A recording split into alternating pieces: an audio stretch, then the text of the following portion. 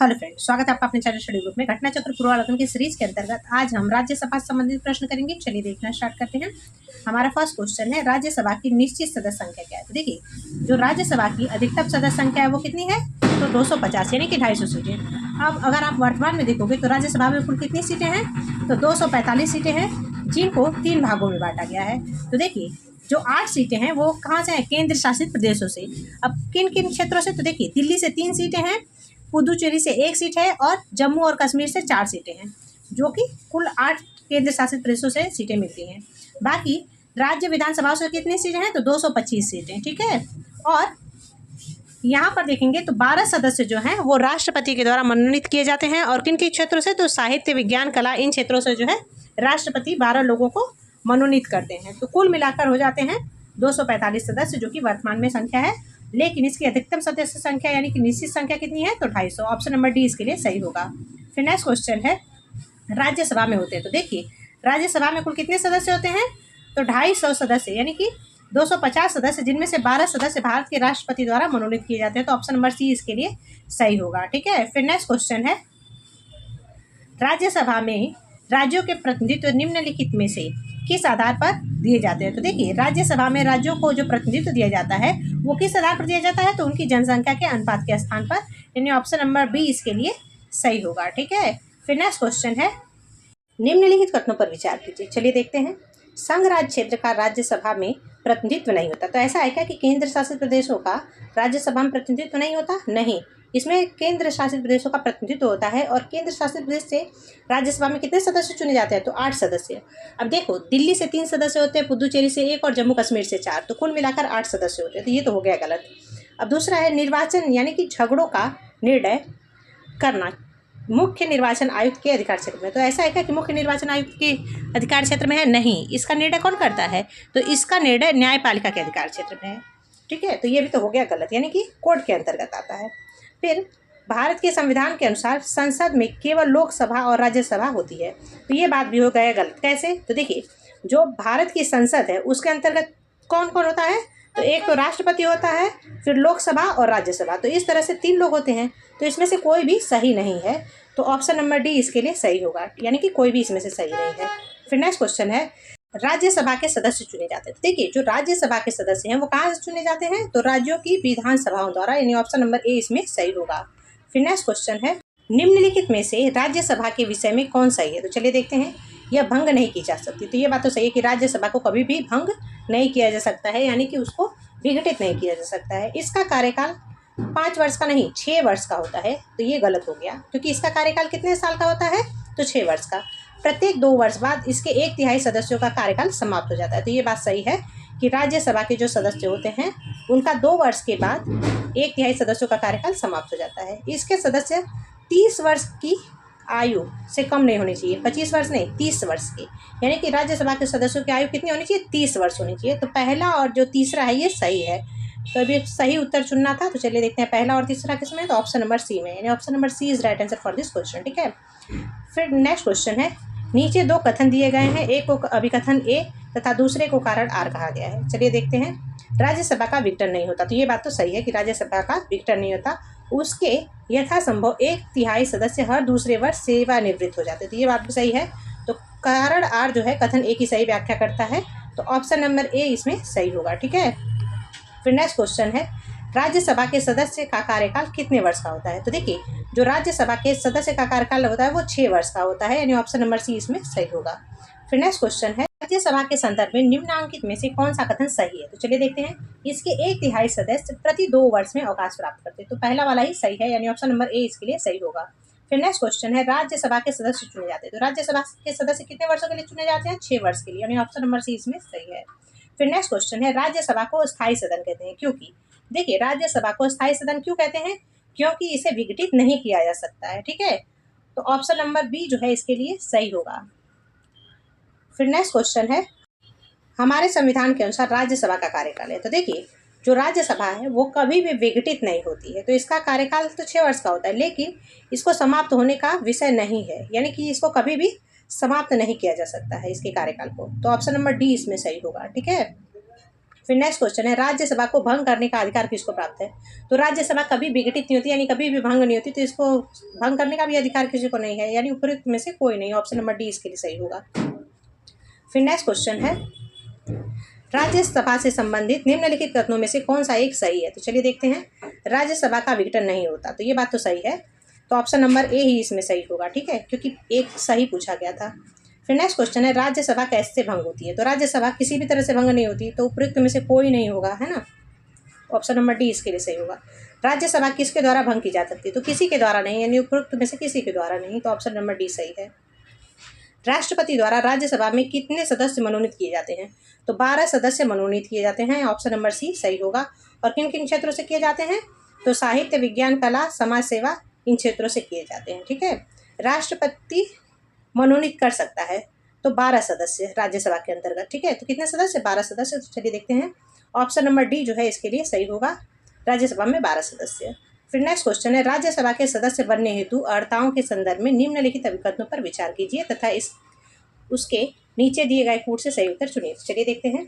अब राज्यसभा का सदस्य होने के लिए कम से कम 30 वर्ष होना चाहिए, है ना, आयु। तो ये तो सही बात है। जहाँ अभ्यर्थी को निर्वाचित किया जाना है उस क्षेत्र की मतदाता सूची में मतदाता के रूप में पंजीकृत होना चाहिए। तो ये बात हो गई गलत, क्यों? क्योंकि देखिए, किसी भी क्षेत्र में मतदाता की सूची में उसका नाम होना चाहिए, तो उसी क्षेत्र में हो ऐसा जरूरी नहीं है। राज्य के अंतर्गत लाभ का पद धारित नहीं होना चाहिए, तो ये बात भी सही है कि राज्य के अंतर्गत लाभ का पद धारित नहीं करना चाहिए। तो पहला और तीसरा जो है वो सही है। तो पहला तीसरा किसमें? तो ऑप्शन नंबर बी में, यानी ऑप्शन नंबर बी इसके लिए सही होगा। फिर नेक्स्ट क्वेश्चन है, राज्यसभा के चुनाव के लिए अपेक्षित न्यूनतम आयु है। तो राज्यसभा का चुनाव लड़ने के लिए कितनी आयु होनी चाहिए? तो 30 वर्ष, यानी ऑप्शन नंबर बी इसमें सही होगा।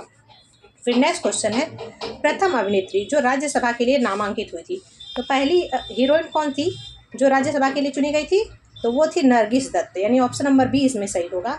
फिर नेक्स्ट क्वेश्चन है, निम्नलिखित में से कौन सा कथन राज्य सूची के विषय के संबंध में विधि बनाने की संसद की शक्ति के बारे में सही नहीं है? तो देखिए, यहाँ पे ये पूछा जा रहा है कि राज्य सूची के विषय में संसद को कानून बनाने की किस विषय में शक्ति नहीं है। तो चलिए देखते हैं, अब क्वेश्चन को छोटा कर देते हैं। तो देखिए, राज्यसभा को घोषित करना होगा कि ऐसा करना राष्ट्रीय हित में है। तो ऐसा जो है ये शक्ति है कि भैया जो राज्यसभा है उसको ये घोषित करना होगा कि राष्ट्रीय हित में जो भी कार्य हो रहा है वो राष्ट्र के हित में हो रहा है, ठीक है। तो ये तो सही बात है।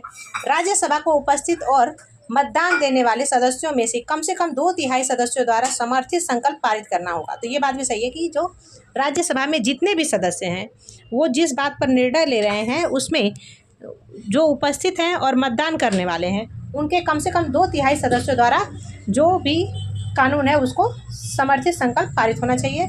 ऐसी विधि संपूर्ण भारत या उसके किसी भाग के लिए बनाई जा सकती है। तो ये बात भी सही है कि जो भी कानून बनाया जा रहा है वो या तो पूरे भारत के लिए बनाया जाए या उस भारत के किसी एक पर्टिकुलर क्षेत्र के लिए, ठीक है। फिर नेक्स्ट है, राज्य सूची में सम्मिलित विषय के संबंध में राष्ट्रीय हित में विधि केवल राज्यसभा बना सकती है। तो ये बात गलत है, क्यों? क्योंकि देखिए, जो राज्य सूची में सम्मिलित विषय हैं उसके संबंध में राष्ट्रीय हित में जो विधि है यानी कानून है वो कौन बनाती है? तो वो संसद बनाती है। और कब बनाती है? तो जब राज्यसभा से प्रस्ताव पारित हो जाता है उसके बाद जो है इसके विषय में कानून संसद बनाती है। तो ऑप्शन नंबर डी इसके लिए सही होगा, क्योंकि यहाँ पर सही नहीं पूछा गया था, तो ऑप्शन नंबर डी इसके लिए सही है। फिर नेक्स्ट क्वेश्चन है, राष्ट्रीय हित में भारत की संसद द्वारा राज्य सूची के किसी विषय पर विधिक शक्ति प्राप्त कर लेती है यदि उसके लिए एक संकल्प। तो देखिए, संकल्प क्या था कि जितने भी सदस्य हैं उपस्थित और मतदान करने वाले उनके कम से कम 2/3 बहुमत द्वारा जो है संकल्प पारित होना चाहिए। तो ऑप्शन नंबर डी इसके लिए सही होगा। फिर नेक्स्ट क्वेश्चन है, भारतीय संविधान का कौन सा अनुच्छेद संसद को राज्य सूची के विषय पर कानून बनाने के लिए शक्ति प्रदान करता है? तो देखिए, अब राज्य सूची के विषय पर कानून बनाने का जो अधिकार संसद को प्राप्त होता है वो किस अनुच्छेद के तहत होता है? तो 249 के तहत, यानी ऑप्शन नंबर डी इसके लिए सही होगा। फिर नेक्स्ट क्वेश्चन है, निम्नलिखित कथनों पर विचार कीजिए। राज्यसभा में धन विधेयक को या तो अस्वीकार करने या संशोधित करने की कोई शक्ति निहित नहीं है। तो देखिए, ये बात तो सही है कि राज्यसभा में धन विधेयक को संशोधित करने या अस्वीकार करने का कोई शक्ति प्राप्त नहीं है। क्यों? क्योंकि देखिए, जो धन विधेयक है ये हमेशा कहाँ पर पेश किया जाता है? तो ये लोकसभा में पेश किया जाता है। अब लोकसभा में पेश करने के बाद से क्या किया जाता है कि इसको राज्यसभा में भेजा जाता है लोकसभा से, और जब राज्यसभा में जाती है तो उसकी सिफारिशों को प्राप्त करने के लिए भेजा जाता है। अब राज्यसभा क्या करती है कि 14 दिनों के भीतर अपनी सिफारिशों के साथ लोकसभा को वापस लौटा देती है। ठीक है, अब राज्यसभा ने 14 दिन के भीतर लोकसभा को लौटा दी। अब उसके बाद से क्या होगा कि लोकसभा उनकी जितनी भी सिफारिशें हैं उसको या तो माने या ना माने, वो उसकी मर्जी पर निर्भर करती है। ठीक है, अगर राज्यसभा 14 दिन के भीतर उन सिफारिशों को नहीं लौटाती है या फिर धन विधेयक का जो भी सिफारिश आया है वह है प्रस्ताव है उसको वापस नहीं भेजती है, तो ये उसी रूप में फिर से लोकसभा जो है मान्य कर देती है। ठीक है, और इसको दोनों सदनों द्वारा मान्यता मिल जाती है। ठीक है, तो ये बात तो सही हो गई। अब राज्यसभा अनुदानों की मांग पर मतदान नहीं कर सकती, तो ये बात भी सही है कि राज्यसभा जो है अनुदानों की मांग पर मांग नहीं कर सकती, मतदान नहीं करती है। क्यों? क्योंकि इस पर मतदान करने का अधिकार किसको है? लोकसभा को है। जो अनुदान होते हैं अनुदानों पर मतदान कौन करता है? तो लोकसभा करती है, तो ये बात भी सही है। राज्यसभा में वित्तीय विवरण, वार्षिक वित्तीय विवरण पर चर्चा नहीं की हो सकती, तो ये बात गलत है। क्यों? क्योंकि देखिए राज्यसभा में वार्षिक वित्तीय विवरण यानी कि बजट पर जो है वो चर्चा हो सकती है। इस पर संसद के दोनों सदनों में साधारण चर्चा होती है। ठीक है, यानी कि इसमें लोकसभा के भी लोग होंगे और राज्यसभा के भी लोग होंगे, तो इस तरह से इसमें दोनों जो सदन है उन पर साधारण चर्चा होती है, तो ये हो गई गलत। यानी कि 1 और 2 इसमें सही है और 1 2 किसमें? तो ऑप्शन नंबर बी में, यानी option number B is right answer for this question. ठीक है, फिर नेक्स्ट क्वेश्चन है, निम्नलिखित पर विचार कीजिए। कथन ए, किसी धन विधेयक को लोकसभा द्वारा पारित किए जाने और राज्यसभा को पारित किए जाने के बाद राज्यसभा की सिफारिशें लोकसभा द्वारा सिफारिशों की प्राप्ति के 14 दिन के अंदर अनिवार्य स्वीकार की जानी होती है और तत्पश्चात उन्हें विधेयक में अंगीकृत किया जाना होता है, तो ये बात है गलत। क्यों? क्योंकि देखिए जो धन विधेयक है उस पर राज्यसभा की जो भी सिफारिशें आती हैं उनको मानना और न मानना ये लोकसभा पर निर्भर करता है, ये बाध्यकारी नहीं होता, तो ये बात तो हो गई गलत। क्योंकि यहाँ पर क्या बोला जा रहा है कि इसको स्वीकार करना होगा और ये स्वीकार करना जरूरी नहीं है, अनिवार्य नहीं है। ठीक है, धन विधेयक राज्यसभा में पेश नहीं किया जा सकता, तो ये बात सही है। क्योंकि देखिए जो धन विधेयक है हमेशा लोकसभा में ही पेश किया जाता है, तो इस तरह से कथन ए गलत है और कारण आर सही है। तो देखिए अब कथन ए गलत, कारण आर सही किसमें? तो ऑप्शन नंबर डी में, यानी option number D is right answer for this question. ठीक है, फिर नेक्स्ट क्वेश्चन है, निम्नलिखित में से कौन सा विधेयक राज्यसभा में प्रथम बार प्रस्तावित नहीं है? तो देखिए जो धन विधेयक है ये हमेशा लोकसभा में ही पेश होता है, तो ऑप्शन नंबर डी इसके लिए सही होगा। फिर नेक्स्ट क्वेश्चन है, राज्यसभा किसी धन विधेयक में सारभूत संशोधन करती है तो तत्पश्चात क्या होता है? तो देखिए जो राज्यसभा है अगर किसी धन विधेयक पर संशोधन करती है तो क्या होता है कि ये तो लोकसभा की मर्जी पर निर्भर होता है ना कि वो उस जो भी संशोधन है उसको स्वीकार करे या न स्वीकार करे। तो देखिए ये ऑप्शन नंबर ए में क्या दिया गया है कि लोकसभा राज्यसभा की अनुशंसाओं को स्वीकार करे या अस्वीकार करे, इस विधेयक पर आगे की कार्रवाई कर सकती है, तो ऑप्शन नंबर ए ही इसमें सही होगा। ठीक है, क्योंकि ये जो लोकसभा के ऊपर निर्भर करता है।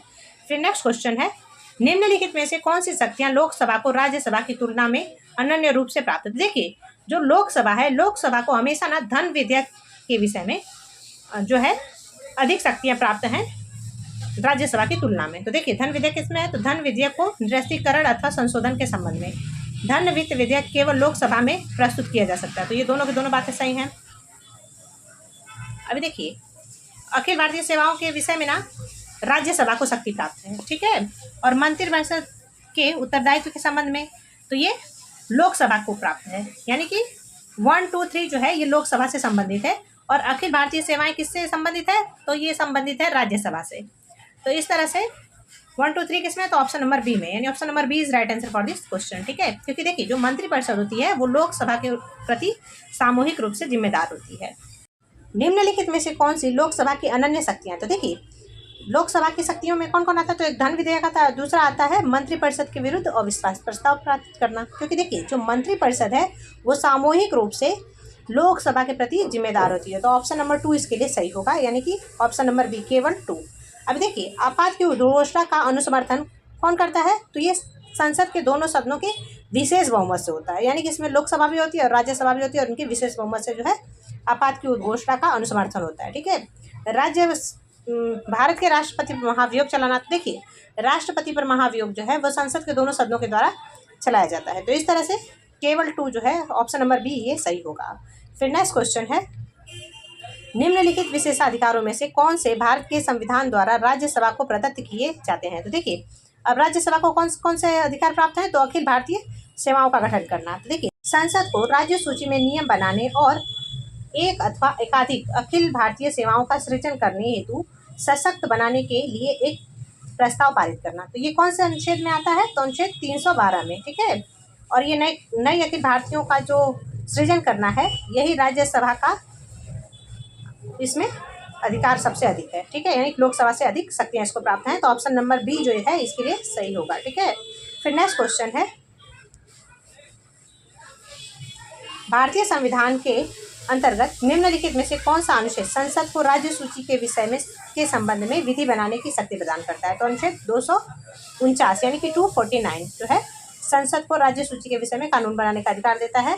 फिर नेक्स्ट क्वेश्चन है, निम्नलिखित में से किसके संबंध में राज्यसभा का अनन्य अधिकार है? तो राज्यसभा को किसके विषय में अनन्य अधिकार है? तो नई अखिल भारतीय सेवाओं का सृजन करने हेतु, यानी ऑप्शन नंबर सी इसके लिए सही होगा। फिर नेक्स्ट क्वेश्चन है, निम्नलिखित में से कौन राज्यसभा की एकांकी शक्तियों के अंतर्गत आता है? तो देखिए, राज्यसभा को सबसे अधिक शक्तियां किसमें प्राप्त हैं? तो नई अखिल भारतीय सेवाओं के सृजन में। तो ऑप्शन नंबर ए इसके लिए सही होगा। फिर नेक्स्ट क्वेश्चन है, राज्यसभा की लोकसभा के समान शक्तियां किस क्षेत्र में? तो देखिए, अब राज्यसभा के समान लोकसभा में को शक्तियां किस चीज में है? तो संविधान में संशोधन करने के विषय में, यानी कि जो राज्यसभा है उसको लोकसभा के इक्वल शक्तियाँ प्राप्त है संविधान संशोधन में। तो ऑप्शन नंबर बी सही होगा। और न कि नई अखिल भारतीय सेवाओं के गठन में शक्ति किसको प्राप्त है? तो राज्यसभा को, ठीक है। फिर नेक्स्ट क्वेश्चन है, यदि सरकार राज्यसभा में पराजित हो जाए तो क्या होता है? तो देखिए, यदि सरकार राज्यसभा में पराजित हो जाएगा तो उसका कोई भी फर्क नहीं पड़ेगा, उपयुक्त में से कुछ नहीं होता है, ठीक है। क्योंकि जो देखिए, जो सरकार है वो किसके प्रति जिम्मेदार होती है? तो सरकार यानी कि मंत्रिपरिषद जो है वो सामूहिक रूप से लोकसभा के प्रति जिम्मेदार होती है। तो इसका राज्यसभा से कोई संबंध नहीं है, यानी कि राज्यसभा पर कोई फर्क नहीं पड़ता। निम्नलिखित कथनों में से कौन एक भारत की संविधान की चौथी अनुसूची को सही वर्णित करता है? तो देखिए, अब चौथी अनुसूची में क्या है? तो राज्यसभा में सीटों का आवंटन। तो ऑप्शन नंबर डी इसके लिए सही होगा। फिर नेक्स्ट क्वेश्चन है, निम्नलिखित राज्य युग्मों में से किसे राज्यसभा में समान प्रतिनिधित्व प्राप्त है? चलिए देखते हैं राज्यसभा में किसको किसको समान प्रतिनिधित्व प्राप्त है। तो आंध्र प्रदेश की सीटें कितनी हैं राज्यसभा में? तो आंध्र प्रदेश में है 11 सीटें, महाराष्ट्र में है 19 सीटें, है ना। आंध्र प्रदेश में कितनी हो गई? 11। और तमिलनाडु में कितनी है? तो तमिलनाडु में है 19 सीटें, अरे 18 सीटें। तो ये तो हो गया, ये मैच नहीं हो रहा है, ठीक ना। फिर उसके बाद से देखते हैं, तो यहाँ पर देखिए, अब गुजरात में कितनी सीटें हैं? तो गुजरात में है 11 सीटें। और राजस्थान में कितनी है? तो राजस्थान में 10 सीटें हैं, तो ये भी इक्वल नहीं है ना। महाराष्ट्र में कितनी है? तो महाराष्ट्र में है 19 सीटें और तमिलनाडु में है 18 सीटें। तो ये भी मैच नहीं हो रहा है। तो इस तरह से इसका कोई भी आंसर मैच नहीं हो रहा है। फिर नेक्स्ट क्वेश्चन है, राज्यसभा में उत्तर प्रदेश को आवंटित स्थान निम्न में से किस राज्य को आवंटित स्थान का योग है? तो देखिए, आंध्र प्रदेश में कितनी सीटें हैं? तो आंध्र प्रदेश में वर्तमान में आप देखोगे तो 11 सीटें हैं, ठीक है। मध्य प्रदेश में कितनी सीटें हैं? तो मध्य प्रदेश में 19 सीटें हैं। और उत्तर प्रदेश की कुल टोटल सीटें कितनी? तो 31 सीटें, यानी कि इन दोनों को जोड़ के 31 हो रहा है क्या? नहीं हो रहा है।